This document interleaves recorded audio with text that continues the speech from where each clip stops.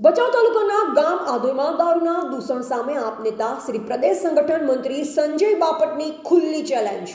ભચાઉ તાલુકાના ગામ આધોઈમાં દારૂના દૂષણ સામે આપ નેતા શ્રી પ્રદેશ સંગઠન મંત્રી સંજય બાપટની ખુલ્લી ચેલેન્જ। પોલીસ બંધ કરે નહીં તો જનતા રેડની ખુલ્લી ચેલેન્જ આપવામાં આવી। બહેનોએ રડતા રડતા કરી રજૂઆત। આધોઈના કાંકરિયા વિસ્તારમાં અનેક બહેનો આ દારૂના કારણે વિધવા બની છે। રાપર ભચાઉ અને કચ્છમાં દારૂ બંધ કરો નહીં તો બહેનો હવે મહાકાળીનું રૌદ્ર સ્વરૂપ બતાવવા તૈયાર છે। પીરવાસ કેટલા અંદાજિત ચારે કોર પોઈન્ટ છે ચારે બાજુ ગામ જ્યાં તમે રસ્તે જાઓ હું દારૂ વેચતા હોય માણસો। ટોટલ કેટલી ટોટલ સમજી લ્યો ને 10 થી 15 જણા છે વેચવા વાળા। અંગ્રેજી ને દેશી હિન્દી ઇંગ્લિશ દારૂ પેલા મારા પતિ એક જ છે ઈ પણ અત્યારે બહુ છે દારૂ રવાડે ચડી ગયા છે અને દારૂનું કોઈ આ નાધુમાં આજ દી લગી કોઈ કાંઈ ધ્યાન જ નથી આપતા। કેટલી બાયું વિધવા થઈ ગઈ છે એવું અમે જો આવે નથી માંગતા। મહેરબાની કરીને અને તમે કણ હાથ જોડું છું ભલાઈ કરું છું જે મોટા સાહેબો હોય તે પણ આવીને અમારા ઘરની પરિસ્થિતિ જોવો। નથી છોકરાને ભણાવી શકતા નથી અમારું કાંઈ ઘર ગુજાર અમે ચલાવી શકતા અને એક દારૂ બંધ કરો મહેરબાની કરીને। આ ગામમાં બહુ જ ત્રાસ છે દારૂ ઘરે મળી જાય હોમ ડિલિવરી થઈ રહી છે। એટલે આજે આમ આદમી પાર્ટી હું પ્રદેશ સંગઠન મંત્રી તરીકે સંજય બાપટ જ્યારે ગામની મુલાકાતે હતો ત્યારે સૌપ્રથમ દારૂનો એક પ્રશ્ન ખૂબ મોટા પ્રમાણમાં આવ્યો। કંઈક કેવો વાસ કહેવાય આપણે ના આ રામદેવ પીરવાસની તો અંદર અમે ઊભા છે। જૂના ગામ આધોઈના કાંકરિયા વિસ્તાર જે કહી શકાય જે કોળી સમાજની વસ્તી છે ત્યાં આજે 150 થી 200 બહેનો વિધવા છે એવા સમાચાર મળ્યા છે જે ખૂબ દુઃખદ બાબત કહી શકાય।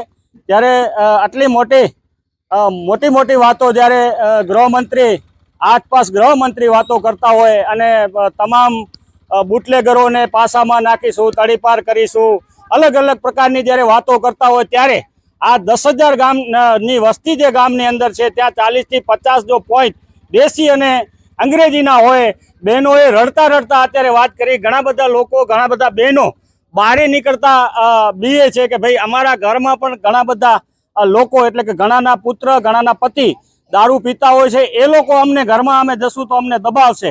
આવી ચર્ચા થઈ એટલે આજે અમે અહીંથી અને હનુમાનજીના મંદિર પાસેથી એક ચેલેન્જ આપીએ છીએ રજૂઆત આપીએ છીએ કે આધોઈ ગામની અંદર જે પણ દારૂના અડ્ડાઓ દેશી અંગ્રેજી દારૂના અડ્ડાઓ છે એ જો ટૂંક સમયમાં અંદર બંધ કરવામાં નહીં આવે આ લોકોને તડીપાર કરવામાં નહીં આવે પાસાની અંદર નહીં નાખવામાં આવે અને દારૂ મુક્ત જો આ ગામ નહીં થાય તો અમે જનતા રેડ કરીશું। આ બધી બહેનો અને અમારી સાથે રહેશે। અમે તમામ બહેનોને સાથે લઈ અને દારૂની રેડ પાડવાની અમને ફરજ પડશે ને જેથી તમામ જવાબદારી આ તંત્રની રહેશે।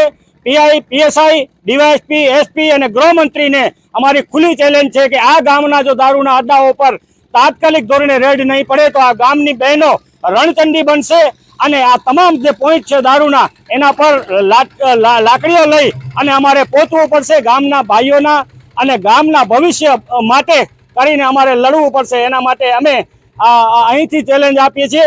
બહેનો તમે દારૂના અડ્ડા માટે તૈયાર છો ને બંધ કરાવવા? આ એકી અવાજે ગામની જે 10,000 ની વસ્તી છે એમાંથી રામદેવ પીરવાસની બહેનોની આ ગુંજ છે।